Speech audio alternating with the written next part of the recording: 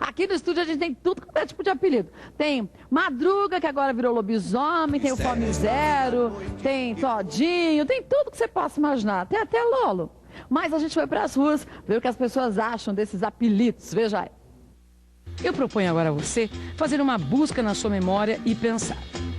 Quantas pessoas que você conhece têm apelido? Meu filho. Que apelido ele tem? Cabeção. Bico de bully. Ah! Reconhecido no Brasil desde 1973, a brincadeira de rotular pessoas muitas vezes surge de uma forma carinhosa e nem os famosos escapam dessa sina. Pelé, Dunga, Chitãozinho. E as pessoas comuns também ganham apelidos de famosos. Xuxa. Essas pessoas podem algumas vezes deixar de lado sua própria identidade para viver da forma como os outros o veem. Então, manere nos apelidos, tratem sempre as pessoas com carinho e boas brincadeiras. Muito bem dito pela Regina que, às vezes, esse apelido causa constrangimentos. Aqui, tem muita gente que não gosta de apelido e as pessoas não colocam. Outros têm 2, 3. Eu acho que é um tema que a gente pode, acima de tudo, pensar bastante antes de colocar um apelido num outro. E o doutor Mauro Godoy, que é psicólogo especializado em antropologia, justamente para esclarecer as nossas dúvidas. Seja bem-vindo, viu? Muito obrigado. Existem apelidos pejorativos, né? Sem dúvida. E a gente está tendo muita reclamação de problema de identidade, de crise de identidade, principalmente com pessoas de 13 a 27 anos, que é a fase que a pessoa está desenvolvendo a identidade. Também é a fase que a pessoa está tentando se colocar no mundo, se apresentar. Então, isso, quer dizer, a opinião das pessoas acaba sendo muito importante. Então, ela passa a pensar assim, será que eu sou o Cabeção, eu sou o Bocão, ou eu sou o Paulo, eu sou o João? E principalmente nessa fase da vida que a gente é esquisito mesmo, né? Exato. Quer dizer, a gente cresce de repente desengonçado, as pernas têm um comprimento que a gente não estava acostumado. Aí você pergunta para o espelho e ele diz sim, ferrou, né? Aí que a complicação começa mesmo na vida.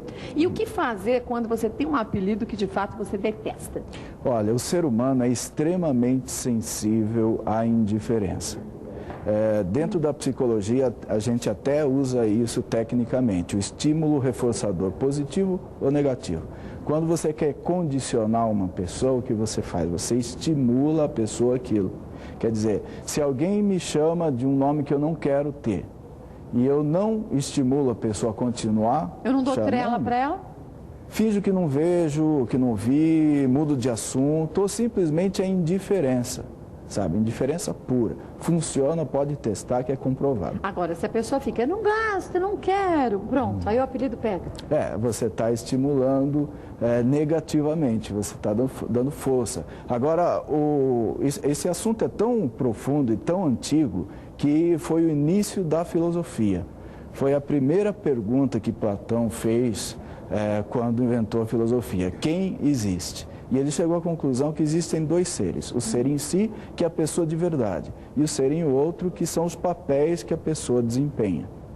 Que subentende um personagem, um indivíduo que existe para a sociedade, não para você mesmo.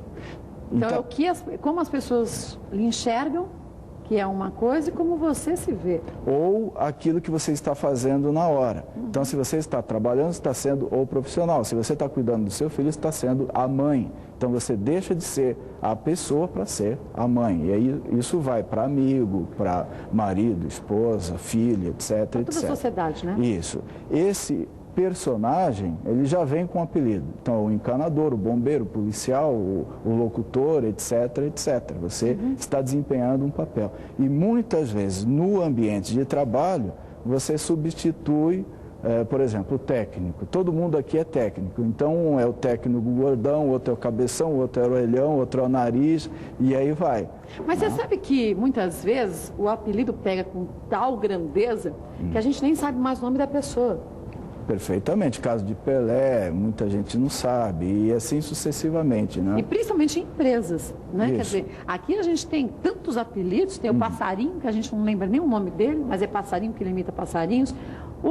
O Marcelo Quietinho, Agora, por que ele é Tim? Ninguém sabe, ninguém viu, mas é Tim, sempre foi Tim. Então, Você agora, fala Marcelo, ninguém sabe direito quem é o Marcelo. Você vê nomes como Gervásio, se chamar de G é até melhor que Gervásio, quer dizer, às vezes o apelido é até melhor que o nome. Vem né? para facilitar a vida da pessoa muitas vezes também. E numa época de marketing pessoal, que está na moda, a gente deve pensar nisso com mais profundidade. Portanto, existem dois sentidos do apelido, o positivo e o negativo.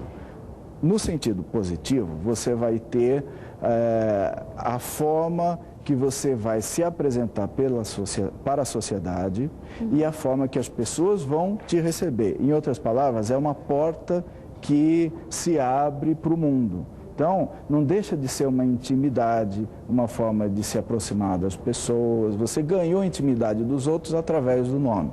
Em contrapartida, existem empresas que detestam apelidos nos funcionários porque acham que deixa de ser uma empresa de fato profissional e passa a ser uma empresa dita familiar, aquela empresa fundo de quintal. Que sugere, é uma prova de que o apelido sugere intimidade. Se você me deixa chamar pelo apelido, significa que você está me deixando ser íntimo seu. Agora, se você falou de empresa, um outro detalhe interessante a respeito de apelido, a razão social versus a marca fantasia.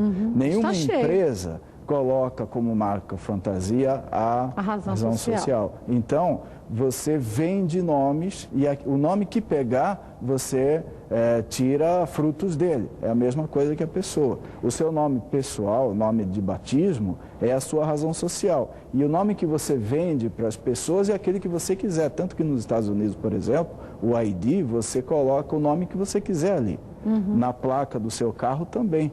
Você tem direito de ser para a sociedade quem você quiser ser. Aí, disse bem, quem você quiser, não o que os outros quiserem. Mas isso é meio complicado, né? Aí a gente vai cair no lado negativo do apelido, que é o estigma. Estigma, no português, significa cicatriz, marca. Se alguém te julga, te rotula, está te condenando a ser aquilo que a pessoa quer que você seja. E que muitas vezes você quer tudo menos aquilo. Perfeitamente. Então você acaba tendo a sua imagem denegrida, etc, etc. E isso pode chegar no patológico, quer dizer, perante as pessoas, a pessoa se vê diante daquele julgamento, daquele rótulo, que não quer sair, ela entra em crise de verdade e não consegue ser ela mesma, ela só consegue ser aquilo que os outros veem. E muitas vezes tenta se mudar para chegar àquilo que as pessoas esperam dela também, né? É um negócio meio louco, mas que a gente sabe que acontece mesmo, né? Acontece mesmo, e nessa fase de 13 a 27 anos, que é quando a pessoa forma a identidade. Uma coisa curiosa, muitas pessoas morrem aos 27. Exemplo, Jim Morrison, Jimi Hendrix, Janis Joplin, todos morreram aos 27 anos. Os Beatles se separaram, eles tinham 27 anos. É a época que a pessoa chega no auge do mito que ela desenvolveu para agradar os outros. Quando você chega na adolescência, por volta dos 13, você deixa de viver para você, se achando o máximo, o mais esperto, para reconhecer que existem pessoas melhores que você. E aí você tenta se aproximar delas. A menina pensa que o namorado, o noivo, vai construir o mundo para ela, o menino pensa que os amigos, etc, etc, e assim essa pessoa vai ser para os outros. Quando ela chega nos 27, ela descobre que ela está sendo muito mais aquele personagem que os outros querem do que ela mesma. Aí que ela tenta destruir esse mito. Quando o mito é maior que a pessoa, ela entra num processo autodestrutivo. O caso da Janis Joplin, Jim Morrison, etc, etc. Quer dizer, quando a gente completa 27 anos, por volta dos 27 anos, a gente começa a pensar no que de fato interessa para a gente. E chega à conclusão, não só para os amigos. Isso, que se você não construir um mundo para você, ninguém vai fazê-lo. Então, E se você não estiver muito bem com a sua autoestima, muito bem compreendido, porque o mais difícil é a gente se compreender o outro é até mais fácil. Mas se compreender, acho que é a parte mais difícil da vida mesmo. Às vezes a gente planeja tanta coisa, falar isso, aquilo, pô, chega nada, a gente não consegue fazer nada daquilo, não é? Quer dizer, e é um momento então de crise que a pessoa passa. Aí, se a gente passar dos 27, 28, quando a pessoa já está na idade do lobo, balzaquiana, sabendo o que ela quer e não liga mais para o que os outros pensam, aí fica muito mais fácil lidar com o apelido, com a identidade. Se a pessoa tiver crise aí Aí é complicado.